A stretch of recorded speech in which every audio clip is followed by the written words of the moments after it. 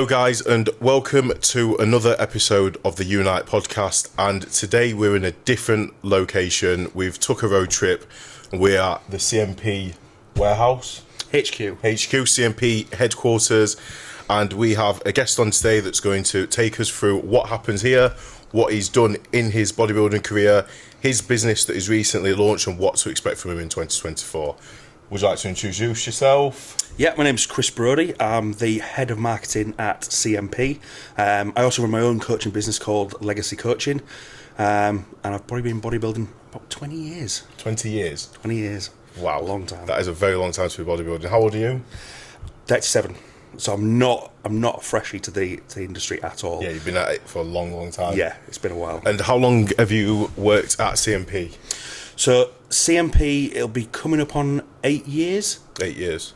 But in sports nutrition as a whole, probably, about 15, 16 years. That's a very, very long time once again. Yeah, I think it's one of those things where I did fall into something that was my passion. So I do enjoy marketing. I probably wouldn't want to do marketing for anything else. It would have to be sports nutrition. Yeah.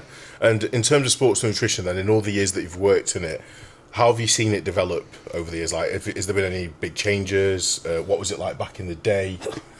Yeah, it's changed a lot. I think there's a lot more emphasis on the quality of products now. People have become savvy about what they actually want to increase performance. Yeah. Whereas I think a lot of the time back in the day, they were just fed very, not misinformed information, but it wasn't quite as substantiated as it is now. Yeah. And people just kind of bought anything any kind of influencer used to kind of feed to them. Whereas these days, people want to know the whys, the whats, the hows. Yeah. Do you find that that's something that actually coincides in the whole of fitness then? Like, there's been quite a big shift in people wanting actual good information rather than just advice and what somebody else is saying. Yeah, I think back in the day, it was very much a black and white situation. You had people who kind of went to the gym, they didn't put a lot of time into the nutrition side, into the science behind it, into the supplement side. And there was kind of then up at the opposite end of the spectrum, you've got your elite athletes. And now there's this kind of like grey area in the middle, which is people that aren't athletes, but they still religiously spend 5 days a week in the gym. They're conscious of the nutrition. They want to see progress. They have to see progress. And therefore, they put more time into effort into choosing the right things for them. Yeah. Whether Whether that be supplements, a coach, a gym that's got specific equipment. There's a lot more kind of emphasis on the detail. Yeah. And that's like a whole mindset in its own, isn't it, really? That type of middle ground bodybuilder person who wants to take their own health and fitness seriously, like that tends to come with those people that want to really achieve and send it with the goals, doesn't it? Yeah, I think people kind of looked at athletes back in the day and just thought it wasn't achievable, or that you had to be some elite level genetic freak to even think about competing in sport. When maybe to be the best of the best, but you could still harness the tools that you have access to, like you said, nutrition, training, supplements, and be the best version of yourself. Yeah, that's a fact. So in terms of your mindset then, to have been in the industry for this long, like, what's it taken to get to where you are now from where you started? I mean, when I first got into this industry, like, I did the whole thing that I think everybody does when they think they enjoy sport. They go to uni and they study like sports nutrition science. Yeah. I did that for a little while. And I was then offered a job at a supplement company back in Hull, which was Monster Supplements, and they also owned PhD Nutrition at the time. It was just an admin role, and I took that, and it was very admin-based, but it was in sports nutrition. Yeah. And even though my role directly wasn't, anything to do with like formulating products or the marketing side of things, it was an admin-based role, but it kind of put me in a space where those things were going on. So admin, I can agree with you here, because my last actual paid job was admin manager. But as admin manager, you're sat in marketing's meetings, you're in finances meetings, you're basically everything, aren't you? Because you're handling everyone's paperwork, so you've got to understand everything that's happening in business, don't you? Yeah. And the two things I specifically worked on were eBay and Amazon businesses. Right. So when people said, what do you do? It's like, I work in sports nutrition. But my day-to-day was analysing data and adding products, watching prices. It wasn't any of the going to shows, speaking to events, collaborating and creating content, launching and formulating products. It wasn't any of that. It was a bit boring. And I kind of had the choice, well, either continue to do that or take a step down, reskill, and move into something that I would enjoy. And that's kind of when I moved to CNP. Right. So moving to CNP was a junior marketing role. Yeah. I was the guy that was at all the events, packing the events up, setting them up, packing sample bags. I did a bit of everything. Like I was doing some of the designing, like creating like graphics for social media. It was a little bit of everything. Yeah. And I just had to reskill. Yeah. But obviously going through that journey, fast forward 7, 8 years, it's paid off. I'm running the department now, and I've got some actual input into the way the brand evolves, and therefore the way the supplement industry evolves, essentially. Yeah. Have you ever had any moments during your career where you felt like you wanted to give up, or you regretted that step back and you thought this is a bit much, or did you just embrace it and just enjoy it? I think I just embraced it. Yeah. I mean, don't get me wrong, moving from, I'd always lived back in Yorkshire in Hull. Yeah. Moving from there to Manchester, which happened in the space of a week, took, like I say, a completely different role. One where instead of I was running a department, I was then back to square one. I was not running the department. I was doing the kind of the day-to-day stuff. Yeah. That was a big lifestyle change. It was probably a big risk, but I embraced it. I literally went to every single show, every single event. I worked pretty much the first few years. I think I worked pretty much every single weekend. Did you? Just because I wanted to know the absolute ins and outs of everything. So if someone turned round at CNP and said, well, how do we do this? What happens at this event? I knew. Yeah. Which made me kind of invaluable. Whereas I think some of the other people at the time, they just wanted to sit behind a desk, whereas I wanted to be involved. Because you actually enjoyed what you were doing. 100%. You enjoyed the fitness side of things, and you loved being in the mix of stuff. Absolutely. Which is something for people that are listening to take home. Whenever you're doing something that you enjoy, work just doesn't feel like work, does it? I always explain this to people like that. Yeah. Look, I am going to be a millionaire by doing the job that I'm doing now. Yeah. But I don't get up every day. I don't wake up and think, oh, do I want to go into work today? I want to go in work today. Chances are, I've probably been lying in bed half an hour thinking, oh, I need to do this. I've got this idea. I need to write this down. I need to ask Spencer to do that. That's how my mind works. You get up wanting to get it. 100%. If I didn't want to... There's more to life than money. I get it pays the bills. Yeah. But there's more to life satisfaction than money. Yeah, and I agree with that. People need to understand that, but I think it takes actually being fulfilled in what you're doing to understand that you are fulfilled in what you're doing. Yeah. Because until you actually find what you enjoy, it's just a bit of a trial and error period where you've just got to kind of embrace the shit bits, cut them out, and make amendments and changes as and when you see fit. But then if you add emotions into that as well, how do you know if you're making the right decision based off emotionally or non-emotionally? But I guess that's where it just comes in, trial and error. Yeah, you need help. You can always get help from people. I'm guessing you've got advice off people in your life before. Oh, 100%. I always, and I still to this day, I'm not naive enough to think I know everything. Yeah. I constantly ask questions, whether it's of my team or other people. I constantly want to learn. I don't want to get left behind. And I think you've got to have that mentality. It's easy to chase money. And I think I don't know why, but I think that was kind of drilled into me. It's find a successful career that's going to earn you this and that. It is from school though, isn't it? You go into school, it's right, find your path, find your career. You're separated into the different groups, smart kids, dumb kids, you're labourers, you're going to work in an office. Right, you're going to uni, you now get apprenticeships. And then it's just you're just moulded into these robots to just go into a job and then pay your level of tax back into the system. Pretty much. That's kind of what we're kind of bought into. But I guess it just takes yourself to see that there's a lot more to it and to want to get more. You have to want more to have to get more. Yeah, go on. I was gonna say literally. Obviously, I understand money is a motivating factor to a degree. When I think back to some of the happiest times in my life, they haven't been when I've been the most successful, business wise or money wise. It's been because I've been enjoying what I'm doing. I've had family and friends around me, and I think people kind of get a bit lost with that. And I guess if you haven't had that, you maybe wouldn't know what it is. But I would rather be the most successful person at something that I enjoyed doing, that paid not so much, than the most successful person at something that I didn't enjoy doing and it paid ridiculous amounts. Yeah.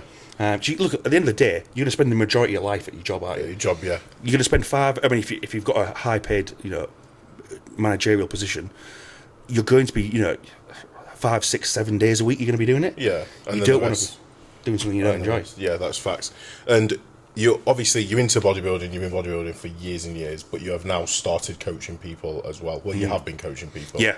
So how is the online coaching business going? Who is your demographic? Who is it that you're looking to work with, and what's to come from legacy coaching? So originally, I think I started coaching probably about 10 years ago, and this was before CNP. Yeah, I'd done that. When I moved to CNP, this role was just all consuming, and I was kind of like, look, this needs to be put on the back burner. I kind of put that aside for those years, and recently, because I competed, and it kind of like stoked that fire again. Yeah. And I thought to myself, do you know what? There's a lot of knowledge in here over a long period of time. Like I've got and experience. Yeah, I've seen coaches coaching people, and they've been in the industry maybe 3 or 4 or 5 years, and they're adding a lot of value to the industry. And even though at that point I hadn't competed, I've been like, well, I've been in here 20 years now. Yeah. Understanding bodybuilding, doing not just bodybuilding, but a bit of CrossFit, powerlifting, multiple different martial arts. So I've got quite a well-rounded background of like fitness. Yeah. And I just realised, there's a lot of value that I think I can add. And I decided to open up actually during prep. Weirdly enough, like I had, I thought I was busy before, but during prep, obviously, it's nuts. It's a whirlwind of like emotions, energy, and you do actually get like a second wind of oomph to want to do more. Yeah. Don't you? Like you feel like you can take anything on, so you just do. Yeah, I thought I didn't have any time in the day before, but I was getting up at like 2:30 every day. I mean, you probably saw some of my stories and stuff. I was getting up at 2:30. We're having conversations on Instagram at 3-4 a.m. in the morning, both doing cardio. Like, are you right? Like, yeah, I'm just doing my cardio. It's just 3 a.m. Yep, everyone else is asleep. Yeah, sound. Next day, same again. Yeah. How long you got? 45. What about you? 60. Next day, dropped carbs are up. But you do just get everything done, don't you? Like, you're getting up mad early to get things done. You're going to sleep as early as you possibly can to get that rest in. You're eating the meals, which tend to be nothing anyway, so you've got extra time to do whatever else it takes. Like, and keeping busy in prep will help you prep. Like, it's keeping busy and trying to keep like a routine and being active and not really like being consumed by the emotions of prep, and keeping some sort of lifestyle will help you prep better. But it's an experience. I had so much motivation and focus, and I was constantly saying to my coach at the time, like, do you want me to do more? Do you want me to do this? Do you want me to do that? It's like, Chris, just chill out. Yeah, it's okay. Like, the only thing we need is time. You don't need to do anything else. I was like, right, when I put my energy into this, that, and that. It was weirdly enough, I was actually speaking to a couple of other people who were setting up businesses at the same time, who were literally bouncing ideas back and forth from me, and I was like, hey, do this, try that. Yeah. I was actually helping them set that up, and I was thinking, it'd be good to get all the people because we know a lot of the same people. We will do. If you've got a lot of the same people with like all the people that they have, and put the wealth of knowledge in one room, you'd be shocked at what come out of that room. Wouldn't you? Yeah. Do you know what? There's probably something in that, that people should get together more and, not isolate themselves with their ideas, share them and try and pool their ideas and make something big. But yeah, I was like, it just came to a point where I was like, do you know what? I've got a lot of value I can add here. I'm helping people set up their own businesses. I physically enjoy this. Like, I wasn't motivated by money. I was like, I enjoy this. Like, obviously, CNP pays the bills, so this was like, it came from passion. Yeah. I was like, I don't have, aspirations of, coaching 50, 100 people. I want a small, tight-knit group of people that get me, I get them, they're on similar journeys to me, and I can actually add some quality and add some value. Yeah. That makes a lot of sense. So you just want like-minded people like you that want to achieve high-level, like, physique transformation goals. Yeah. Basically with a aligning mindset. Yeah, I mean, I've got, so obviously it's been going now a few months. Yeah. I've got quite a broad range of different clients. I do have people that are completely lifestyle, and they've come to that point, like we were speaking earlier, where they've realised they're putting a lot of time into this and effort into this. They really should be maximising it, and therefore they want to take on a coach who's got that knowledge to support them. Yeah. And then I've also got other people that are like me this year, the first timers going into bodybuilding. They want somebody who's got that fresh mindset of just competing, understands what it's like to compete for your first time, because I think unlike a seasoned bodybuilder, there's a lot more attention to detail point from the mental side. And obviously they've seen how motivated I was, they've seen the results that I got. and they've obviously invested in me and helping them. That's great. So I've got both ends of the spectrum. You've got some people stepping on stage coming up potentially. Yeah. I've got one guy at the start of the year who's going to be a junior bodybuilder. Yep. Great potential. In fact, I'm really lucky. The guys that I've got have come on board and they've got massive potential. And then the other chap is going to be competing towards the end of the year. I've convinced him to do an off season because although he was fantastic, he could be even better. Yeah. And I didn't want him to sell himself short. Yeah. So he'll be competing at the end of the year again in first timers. So yeah, I mean it'll be very honestly, like, it's almost more exciting to see them getting on stage and thinking about them getting on stage than it was me. Yeah, it's a buzz when you're coaching people and you see results from them. Like it's like a drug. I always refer to it as like a unclassified drug. It's a very addictive, buzzy feeling that you get. Yeah, it's weird because like we're not essentially the ones putting the work in, but knowing you helped create that and how much enjoyment it's giving them and how much satisfaction they're getting from seeing the results of their hard work, it is a buzz. It is, yeah, it is. So CNP then, here's the logo. Give us an overview of the company then. Where did it start? Like, where did CNP originate from? Okay, so originally it'll be roughly about, I might get this wrong, about 23, 24 years ago CNP started by a chap called Kerry Kays. If you've been in bodybuilding for a long time or you've been in boxing, you'll know who Kerry is. Yeah. He's a Mr. Universe himself, passion for bodybuilding, passion for strength and conditioning. Yep. And he built the company over a long period of time. It then changed hands a couple of times actually. And this is kind of like maybe a bit of the sad part of the story because Kerry had built it through passion, and he built it into a very big business. And the people who bought it off him was a large cheese ghee commodity trader wanting to get close to the consumer. Yeah. Obviously, because the whey powders are sold to supplement companies use them in protein powders. Yeah. And he sold it, and they had absolutely no idea what to do with the brand. They obviously didn't understand the end consumer, and as bodybuilders, we're quite niche, kind of quirky people. Yeah. We know what we like and we know what we don't like. Yeah. Anyway, to the detriment of the business, they tried to go after different demographics and it didn't work. And CNP was then kind of like on its knees a little bit. It was then sold again to another company who own us now. Again, similar sort of background. The difference was though, they weren't. They didn't try and kind of micromanage us. They wanted to bring people on who understood the market, understood the demographic, and that's what kind of when I came on. Yeah. And a few of the guys here. And we've now been working for the past 7 or 8 years to build it back up to the point where now it's kind of back at the forefront of the supplement industry in the UK. Yeah. We're launching products that, I mean, you can see the ones around here. It's gone from the really boring black packaging to all the flavour and colour-led stuff. What's like the newest stuff that we can pick off there? It's one of the newest things is probably the isolate in front of you there. This one? Yes, if you compare that to have isolate down there in the corner. So that's the old. Yep. And this is the new. Oh. This is the new. So what's the difference in that product to this product? So visually, which is obviously the part you're going to notice first, is everything for CNP was, there was a history with the black and the white and the yellow packaging. Yeah. And I think people just were a bit too precious and a bit too scared to change it. Yeah. Whereas when we came in, we were younger guys. We weren't scared of making mistakes. We kind of put our necks on the line a little bit. Yeah. And we saw the way the industry was going, and we changed to something a lot more flavour, colour-led, a lot more attractive, a lot more, I'd say, kind of playful with the packaging. Yeah. And it just took off. I mean, obviously, there's more to it than that in terms of like the formulations, but visually, which is probably the thing you can see first, is it just looks like a completely different product, a completely different brand. So another question I've got then. So what's the difference between a whey protein and a protein isolate? Okay, so there's a lot of confusion with whey in the market now, because you're starting to get products called whey, like it'll be called a whey protein, or it'll just be called whey.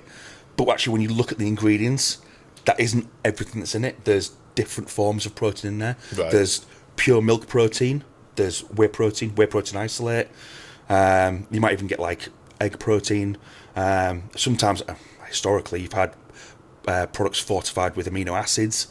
But I mean, that is a pure isolate. That is pure WPI, whey protein isolate. Yeah. There's nothing else in there. So it's very fast acting, very low carb, very low fat. It goes through a process of what's called cross-flow microfiltration, which filters out all that, so you get a very fast acting, very pure source of protein. Whereas your whey protein is not as aggressively filtered. Therefore, there's higher lactose in there, there's high fats, there's high carbohydrates. It's not quite as fast acting. It's still a good product, but you isolate is for your. If you're going to segregate them, you say you isolate is for your more elite, more results conscious person, whereas your whey protein is your entry level product. Yeah, because you've also got like macros as well that like sometimes tend to differ a lot in just in your generic protein powders. Yeah, you might think you're getting a lot of protein in there, but it also comes with a very large side helping of carbohydrates. Yeah. Whereas this has got like a higher concentration, obviously. Well, it's just pure protein. Yeah. Yeah. And so I always find that funny as well, because you always get. I mean, I get it for an elite level athlete or someone very conscious. Always go for something like an isolate, because you know what you're getting. Yeah. But you get people. I find this funny. You get people scrutinising whey, and they're like, "Oh no, it's 4 grams of carbs. I can't have that." Yeah. I'm like, but quantify that in terms of your diet. Yeah. Look at what 4 grams of carbs looks like, and look at the 2 Mars bars that you ate half an hour ago. Yeah, true. Like, does it matter? That as like an amount of carbs in comparison to some of the mistakes people make is very marginal, isn't it? Yeah, unless you're scrutinising everything, like your whey protein is your gold standard kind of thing, whereas your isolate is kind of like your super health conscious. What about this? And so we've got full pump, which is not full tilt. I nearly said the wrong one. No, I mean they look very similar. Yeah. It's easy to get mixed up, but they're meant to be used together, so they're going to look very similar. So what is full tilt? What is the difference between full tilt and full pump? So you've got a stimulant-based product on the right, in full tilt, this one, which is solely centered around stimulants, mental focus, and kind of getting you locked in, getting you like laser-like focus for your training sessions. Whereas the pump has a performance-based element and a kind of a feel-based kind of characteristic to it, in the sense that most people take it because they want that full kind of like feeling when they train. They want to feel like 10 men, do you know what I mean? But it also has a performance-based benefit in that fullness comes from better nutrient delivery to the muscles. Better nutrient delivery means more oxygen, more carbohydrates, more nutrients, better performance. In the same way, getting rid of waste products like lactic acid happens at a faster rate. So you've got non-stim pump and full stimulant-based focus, but ultimately the best scenario is to add both together. Both of them, The only time I wouldn't have both is if it's after 5-6 p.m. and you've got to be in bed for 9-10 o'clock. Yeah, so the thing is, you shouldn't be too bad with full tilt. Really? You shouldn't be full bad. I kind of categorise pre-workouts a little bit differently to most people. Like you've got your daily drivers, which that is. So that's something you can take on a daily basis because the stimulants used in there aren't extremely aggressive. It's things like caffeine, dicaffeine malate, teocrine. There's nothing that's really, really strong. But it's good amounts based on you being able to perform at your best. And we talked about this earlier. There's this other category of supplements now, which is like your super high stim stuff, which people don't take it for performance. They just take it because they want to get out of the mind. How off your face can you feel when you're walking out of a gym? Basically. I've had some pre-workouts, mate. I can't remember what it was. I can't remember what protein it was, but I had a protein powder once, and it wasn't even. I didn't even feel good off it. Like I just felt ill, dizzy. I couldn't even really train properly. Like my focus was all off because it was so on, and I just felt like it wasn't. It was a bit counterproductive having it. Yeah. So the thing is, that comes from people reading literature and formulating products without any personal experience. Like on paper, this is the clinical dose of this. This is the clinical dose of that. And they literally just stack them all up, put them in a product, and on paper, it's the best thing ever. But practically, people then try it, and it doesn't work. And you've got to have that practical element as well. You can't be naive enough to think, well, all the literature says this, so it's got to be. So, do you know what? We're not going to test it. We're just going to make it. Whereas, like, what we do, hence because we train, if we're going to bring something out, we'll try it ourselves. If it works, great. If it doesn't, it might not be the best on paper, But if it's the best in the actual real-time scenario, Yeah. then that's what we'll Because go obviously with. you've always got a purpose for our products. Like, you're not just gonna, like, some people might create a pre-workout because they just want to make people feel like as mashed up as they can do, Yeah. just for the fun of it. Yeah. Whereas like you're making a purposeful product that works for your consumer, for basically for the person that wants to go to the gym. So in fact, who does CNP target? So what's CNP's target market? It's probably similar to the people I target with my coaching. Right. It's those people that have aspirations of getting the most out of the time that they've got spent in the gym. They don't just want something that says stim on it or weigh on it. They want to know the carbs, the proteins, the fats in it. They want to know what stimulants are in it. They want to get the best out of the time that they're putting into their sport. Yeah. So it's probably not, kind of your entry level pair to the market is probably going to go, we all know it's going to go to your My Proteins of the world. But we found that those people, when they kind of evolve Yeah, they do. into that stage where they start to be more conscious of how they're spending the time, what they're eating, what they're taking, they kind of transition over to a brand like us. Yeah. Because they know that, we'll be at the sports that they take part in from a marketing perspective. Yeah. The guys behind the brand and girls behind the brand actually take part in sport. Yeah.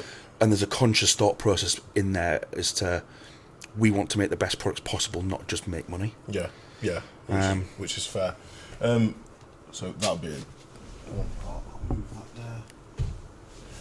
The supplement industry then, as a whole, has got the attention of a lot of people, because you've got loads of young aspirational fitness influencers and bodybuilders that want to be sponsored athletes. Yeah. How would somebody get noticed by a brand like CNP to become a sponsored athlete? Oof, God, how many times do we get asked this? This is an interesting question. So we always get people dropping into our DMs, always asking, like, how can I become an athlete? Yeah. And do you know what the first thing they do is, and there's nothing wrong with this, but if this is all they've got to show, it falls a bit short. They always list the competitions that they've won.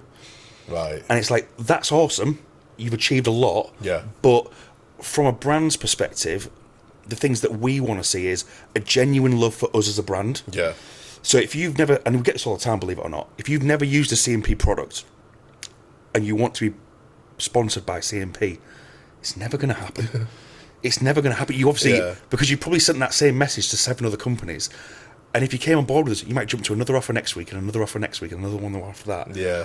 We want people who genuinely want to come and be part of this brand. They want to come to our shows because they believe in what we do. They follow what we do from social media, from the events we go to, and they believe in what we've been doing. You've been doing most events for a very long time, haven't you? Yeah, I think this is a lot of my influence, to be fair, because I want to keep us at grassroots sport. Yeah. Like, if you're a CrossFitter or a bodybuilder buying CNP, I want you to know that we reinvest back into your sport. Yeah. Because obviously, like, when you're at these things, like, you are supporting the continuous running of the expos and the continuous running of the actual shows themselves, because you are giving back to the shows for your place as a sponsor. Like, I don't think some people might not understand the whole concept of sponsoring something, but like, you're basically going to the bodybuilding industry, the FitX, and the fuck's sake, I said FitX. I can cut that out. This is what I mean. It doesn't matter. It's okay. CrossFit. Yeah. You're going to the bodybuilding industry, to the CrossFit industries, to all of the shows, the expeditions, and you're present. You're giving back. People can come and try the supplements. You're giving education day in and day out. So, from being so involved, what do you feel like is to come? Like, what do you think is next for the industry? I mean, for the supplement industry. For the supplement industry specifically, yeah. In terms of sponsoring events and... No, just from what you've seen, like, from the involvement from the start to now, where do you think the supplement industry will be in a few years going forward? I think the products people buy will become much narrower. Yeah. People will start to become more savvy about what actually provides benefit and what doesn't. Yeah. They'll start to see through the kind of content creators on social media platforms that are just trying to earn a commission. Yeah. And they'll actually start to focus down to the nitty-gritty of what works. Yeah. And sometimes, it's not the most exciting stuff. People, you might grab somebody's eye selling a pre-workout or a pump product, but if they have a set amount of money to spend, and their basics aren't being covered from, say, a macronutrient point of view, a micronutrient point of view, then are they going to spend money on things like that over, things like your vitamins, minerals, protein powders, omega-3s, big one. And I think the industry is probably going to transition more to the essentials rather than these kind of like the exciting products. I think there'll be a segregation. There'll be these people that want the buzz and the excitement. Yeah. And they're probably the people that maybe won't spend as much time in the gym. True. And there'll be these people that are actually the hardcore, goal chasers. Yeah. That'll move more towards, like I said, the omega-3s, the vitamins and minerals, the protein powder side of things, the things that actually measurably make a difference. Yeah. And with all the wealth of knowledge that you have in bodybuilding and in supplements themselves, I'm going to go through like certain variables that I monitor with my clients, and like certain things that you should look after as an athlete or as somebody that's chasing a physique goal. And then if you would just like to tell me the best CNP products for that specific thing. Yeah. So best CNP products for recovery. I mean, we have a product called Recover, which is, it's not a complex product because, again, there's no point over-engineering something that doesn't need to be. It's simply a 2-to-1 ratio of carbohydrates to protein. That's fast-acting carbohydrates to fast-acting protein specifically, along with some digestible enzymes in there to help break down those carbohydrates and protein, which can be used post-workout. Great. So if, for example, the most common thing I get is, what do I have after training? And most people go for a meal, and I'm like, that's good, whole foods, 100%. But when you want something extremely fast digesting, after you've been training for an hour and a half, quite intensely, having something, like I said, with digestible enzymes in there, that is as fast acting as the carbohydrates and protein in recoveries, in my opinion, in that window, is probably going to be better than sit down and eating chicken and rice. Yeah, that's very well thought through that you've even put the digestive enzymes in there along with the protein and the carbohydrates. There's always thought process. Because obviously, like, there's this big there's this big debate currently about this whole meat and macros thing. Like when you're eating carbohydrates and proteins, some carbohydrates that you might take in as carbs don't come with the digestive enzymes, and same vice versa with the proteins. Because if you're having like a protein pudding as opposed to eggs, the enzymes aren't present in the protein pudding, they are in the eggs, and then obviously you've applied that same approach to that recovery supplement, which like there's always I'm always going to say eat whole food over taking a supplement, because in the same way, like, whole food, you also get the vitamins and minerals, or let's say the micronutrients as a whole with food. But sometimes if you're getting those throughout the rest of the day and those needs are met, whether it's from whole food or, for example, you're taking a multivitamin and mineral, or you're taking an omega-3 supplement, then at that specific point in time, you're adding this in now to take yourself to the next level. That is going to be more advantageous. And there's also recently I've spoken to quite a few people about having like anti-inflammatory supplements or vitamins and minerals around that training window, when you want that inflammatory response, actually is counterproductive rather than productive. Because what you're doing is basically you're like pulling glycogen away from the muscles and stuff when you want it there, pretty much, and like pulling like you basically, like you need your vitamins and minerals, but at that point in time the emphasis is on carbohydrates, protein, and quick, rather than like all the other vitamins and minerals that you can get throughout the rest of the day kind of thing. Fair. And then what is the best supplement for performance? Ooh, I mean, that I would say it would differ on the type of performance. So let's just go generic gym goer, goes to the gym 5 times a week, push pull, legs, rest, push pull.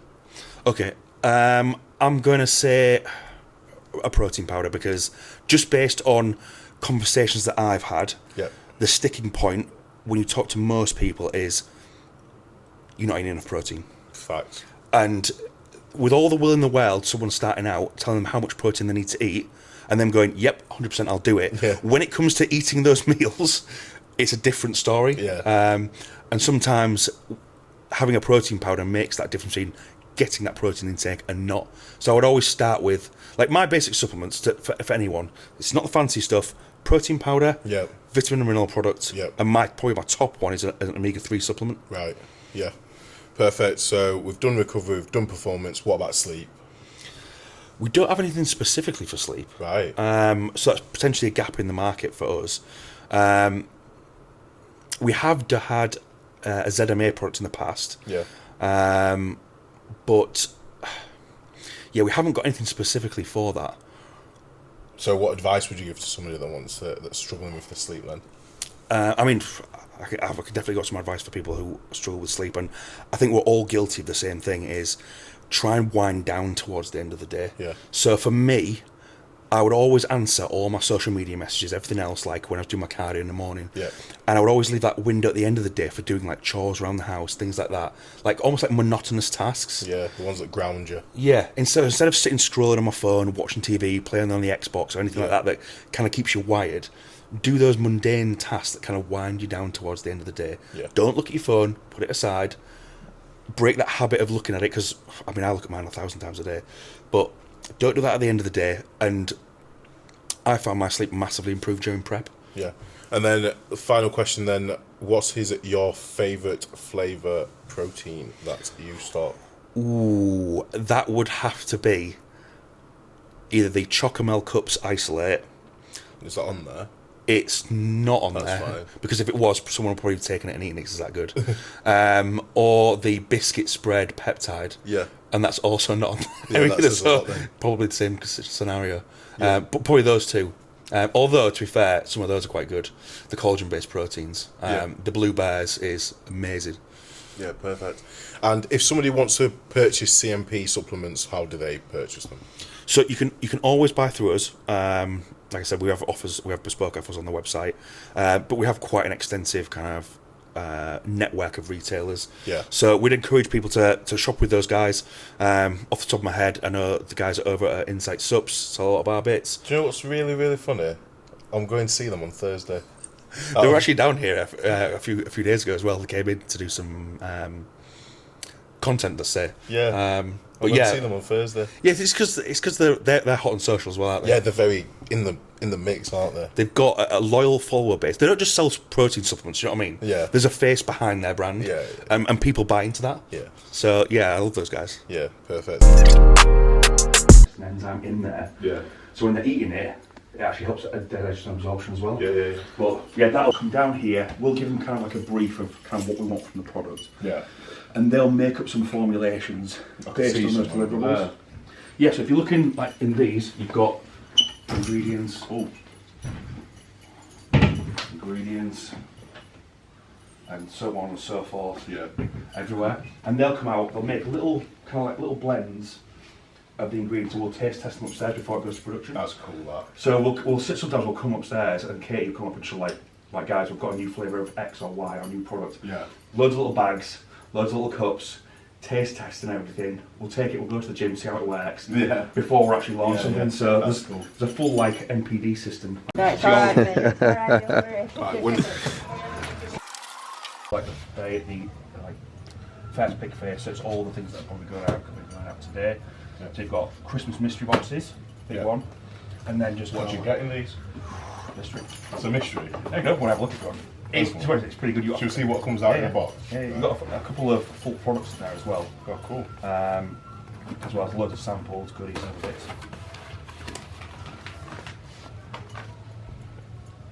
That's cool, that.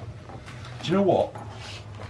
The mystery boxes have been the top selling thing on our website since we launched. I bet they have. They've outsold everything else. Yeah, I bet they I wouldn't have thought that. Because it's everyone. You always want a good, but that's actually like I wasn't expecting to get that much stuff in it. Yeah. Yeah, it's good. Yeah, you got a full tub of one of the new salted caramel flapjacks, which is just launched. Yeah. You've got all these cool bag patches, and then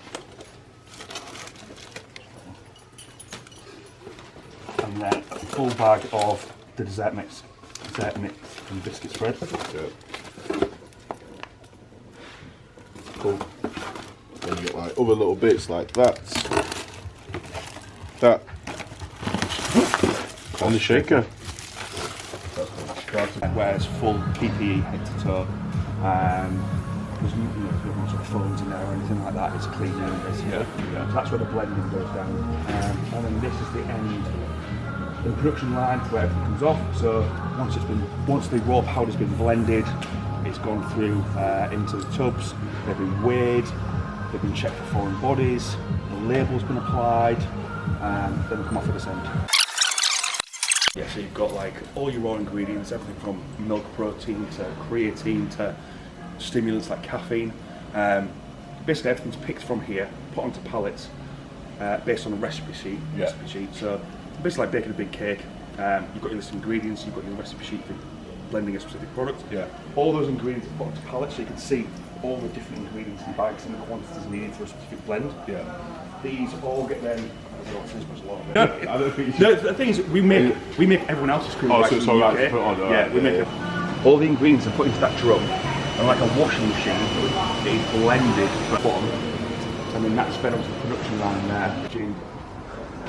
Labels, all kinds. This is kind of like the main warehouse production area. Yeah. So much health and safety kind of stuff, especially if you're going to manufacture for other people. Yeah. Like people, weirdly, customers think like. We're very focused on things like informed sport. Yeah. I think that's the gold standard for products. But informed sport is just like a marketing kind of concept. Whereas we're BRC accredited, like AA I think it is, which is like the highest you can get. There are no facilities cleaner, more well efficient running this. It's not like I say, it's not mega massive, but it runs like clockwork.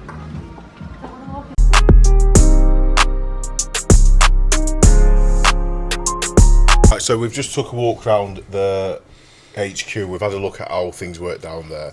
You've pinpointed some elements of it. So we went into the room where we were testing. No, we're not testing. Went into the room where they'll pre-make the products, like that first room that we went into. So what goes on in there?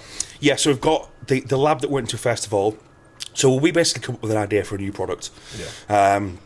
We'll obviously write down like who it's aimed at, what it's supposed to achieve. So say it's a pre-workout.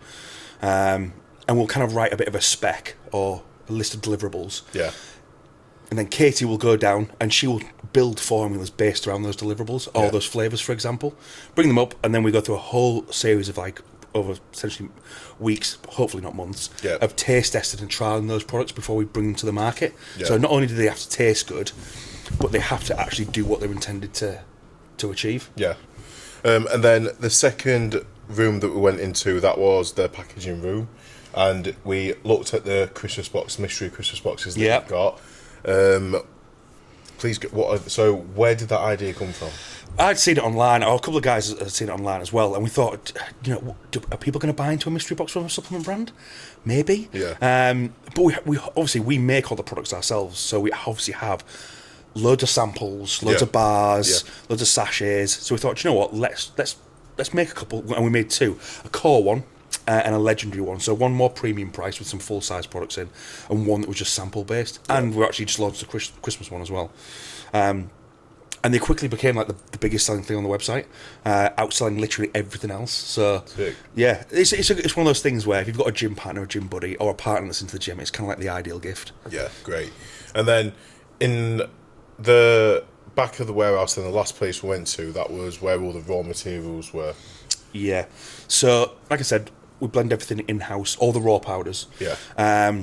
So obviously you can see them coming off, the finished goods coming off at the end of the line at one side.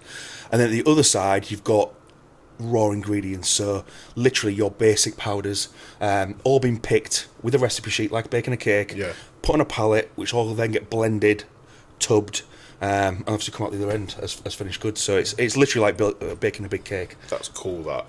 And is there any new products coming out soon? There is. There is a few new products. I mean, we're always launching new products and flavours. Always trying to kind of improve on what we've done before. But there's a big one, which I've been pushing for a long time, which launches at the back end of January, which is potentially a collab, but that is going to be a big one. Exciting stuff. And you've announced something today on social media, haven't you, in terms of we did. Where CNP is going in bodybuilding specifically. Yeah. So what brought that about, and let's just tell the guys what it is that you have announced who don't know. Okay, so this morning, we announced that we will be one of the headline sponsors for the PCA for 2024. Right. Which is obviously a big thing for us. We've been in bodybuilding a long time. We've supported as many federations as we can, and this is kind of like the next evolutionary step as far as the brand.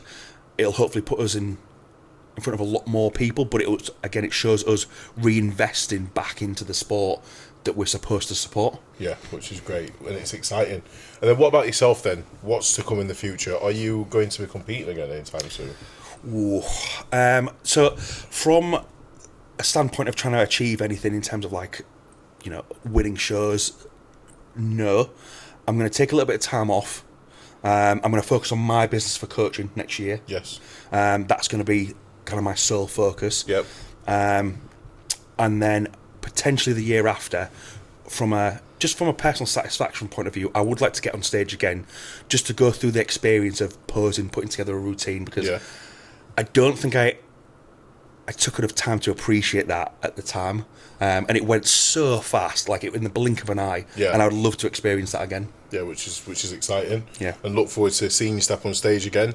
And the coaching company, where do you see it in 12 months' time from now?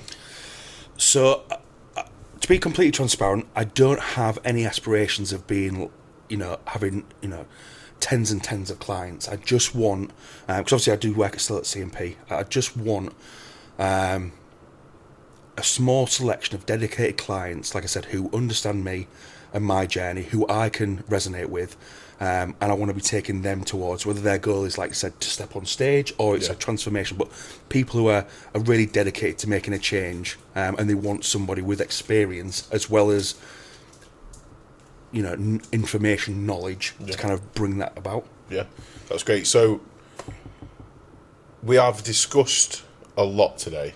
We've gone over a lot in terms of supplements. We've spoke a lot about marketing. We've spoke about your adventure, your new adventure into online coaching, and your selective process that you're going to be taking to work with clients.